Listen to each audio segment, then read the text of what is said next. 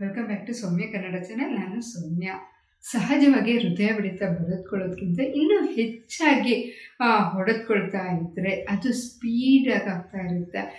ಹೃದಯ ತುಂಬ ಜೋರಾಗಿ ಹೊಡೆದುಕೊಳ್ಳೋದ್ರಿಂದ ಕೆಲವು ಸಾರಿ ಏನಾಗುತ್ತೆ ಅಂದರೆ ಆ ಹಾರ್ಟ್ ಬೀಟ್ ನಮ್ಮ ಕಿವಿಗೆ ಬಂದು ಆ ಸೌಂಡು ಕೇಳಿಸ್ತಾ ಇರುತ್ತೆ. ಅಷ್ಟು ಜೋರಾಗಿ ನಮ್ಮ ಹಾರ್ಟ್ ಬೀಟ್ ಆಗ್ತಾ ಇರುತ್ತೆ.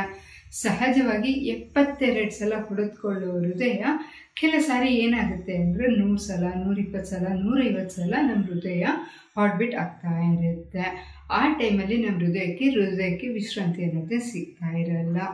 60 ಸೆಕೆಂಡ್ಗಳಲ್ಲಿ 72 ಸಲ ಹಾರ್ಟ್ ಬೀಟ್ ಆಗೋ ನಮ್ಮ ಹೃದಯ ಕೆಲವು ಸಾರಿ ಏನಾಗುತ್ತೆ 150 ಸಲ ಸಹ ಆಗ್ತಾ ಇದ್ದರೆ ಆ ಟೈಮಲ್ಲಿ ನಮಗೆ ದಡ ಅಂತ ಅನ್ನಿಸ್ತಾ ಹಾರ್ಟ್ ಬೀಟ್ ಆ ಥರ ಅನ್ನಿಸ್ತಾ ಇರುತ್ತೆ. ಇದೇ ಕಾರಣಕ್ಕೇನೆ, ಯಾಕೆಂದರೆ ನಮ್ಮ ಹೃದಯಕ್ಕೆ ವಿಶ್ರಾಂತಿ ಅನ್ನೋದು ಸಿಗ್ತಾ ಇರಲ್ಲ.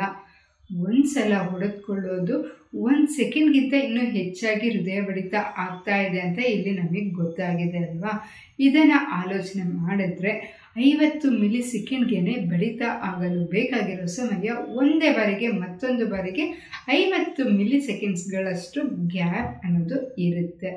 ಈ ಗ್ಯಾಪಲ್ಲೇ ಹೃದಯ ಲಬ್ಧವ ಅನ್ನೋದಕ್ಕೆ 40 ಮಿಲಿ ಸೆಕೆಂಡ್ಸ್ ಅಷ್ಟು ಬೇಕಾಗುತ್ತೆ. ಇನ್ನು 40 ಮಿಲಿ ಸೆಕೆಂಡ್ಸ್ ಖಾಲಿಯಾಗೇ ಇರುತ್ತೆ ನಮ್ಮ ಹೃದಯ. ಆ ಟೈಮಲ್ಲಿ ನಮ್ಮ ಹೃದಯ ವಿಶ್ರಾಂತಿ ತಗೊತಾ ಇರುತ್ತೆ. ಎವ್ರಿ ಬೀಟಿಗೆ ರೆಸ್ಟನ್ನು ತಗೊತಾ ಇರುತ್ತೆ. ಈ ರೆಸ್ಟು ನಮ್ಮ ಹೃದಯಕ್ಕೆ ಸಾಕಾಗುತ್ತೆ.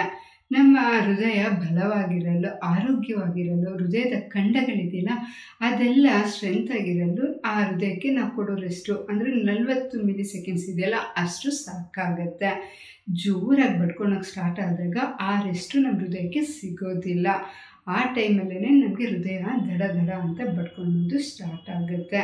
ನಮ್ಮ ಹೃದಯಕ್ಕೆ ರೆಸ್ಟು ಯಾವಾಗ ಕಡಿಮೆ ಆಗ್ತಾ ಇದೆಯೋ ಆಗ ನಮಗೆ ದಡ ಅನ್ನೋ ಸೌಂಡು ಹೆಚ್ಚಾಗುತ್ತೆ.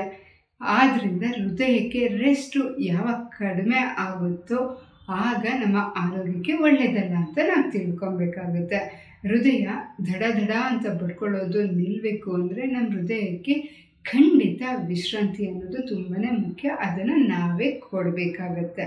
ಹೃದಯ ಬಡಿತ ಆಗಬೇಕಾದ್ರೆ ನಮಗೆ ದಡ ಅನ್ನೋ ಸೌಂಡು ಕೆಲವು ಸಾರಿ ಕೇಳಿಸ್ತಾ ಇರುತ್ತೆ. ಇದು ಯಾವ ಕಾರಣಕ್ಕೆ ಕೇಳಿಸುತ್ತೆ ಅಂತ ಈಗ ಅದ್ರ ಬಗ್ಗೆ ಸಹ ನಾವು ತಿಳ್ಕೊಳ್ಳೋಣ.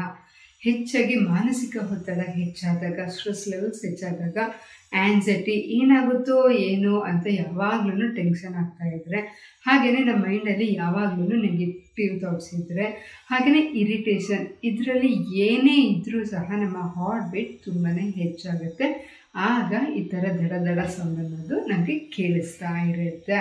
ಹಾಗಾದರೆ ಇದನ್ನು ಕಡಿಮೆ ಮಾಡ್ಕೊಳ್ಳೋಕ್ಕಾಗಲ್ವಾ? ಖಂಡಿತ ಕಡಿಮೆ ಮಾಡ್ಕೊಬೋದು, ಈಸಿಯಾಗಿ ಕಡಿಮೆ ಮಾಡ್ಕೊಬೋದು. ಅದು ಹೇಗೆ ಅಂತ ಈಗ ನಾವು ಅದನ್ನು ಸಹ ತಿಳಿಯೋಣ.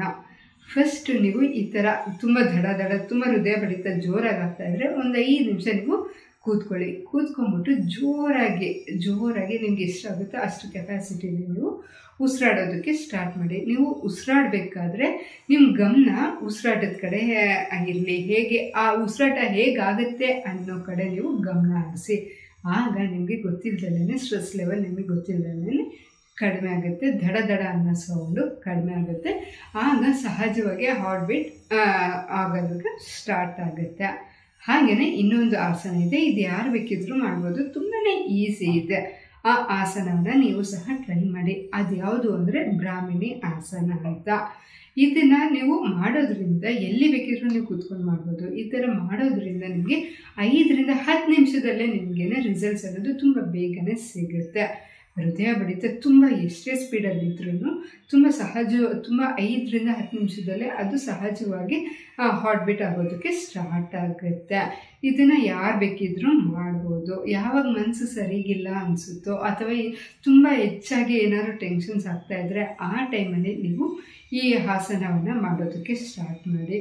ಅಥವಾ ಇಲ್ಲ ಜೋರಾಗಿ ಉಸಿರಾಡೋಕ್ಕಾದ್ರೂ ನೀವು ಮಾಡಿ ನಿಮ್ಮ ಗಮನವನ್ನು ಆ ಉಸಿರಾಟದ ಕಡೆ ನೀವು ಕೊಡಿ. ಈ ವಿಡಿಯೋ ನಿಮಗೆ ಇಷ್ಟ ಆಗಿದರೆ ಪ್ಲೀಸ್ ಲೈಕ್ ಮಾಡಿ, ಶೇರ್ ಮಾಡಿ. ಇನ್ನು ಯಾರೆಲ್ಲ ನಮ್ಮ ಚಾನಲನ್ನು ಸಬ್ಸ್ಕ್ರೈಬ್ ಆಗಿರೋ ದಯವಿಟ್ಟು ಈಗಲೇ ನಮ್ಮ ಚಾನಲನ್ನು ಸಬ್ಸ್ಕ್ರೈಬ್ ಮಾಡ್ಕೊಳ್ಳಿ. ಯಾಕೆ ಅಂದರೆ time is very precious. Thank you.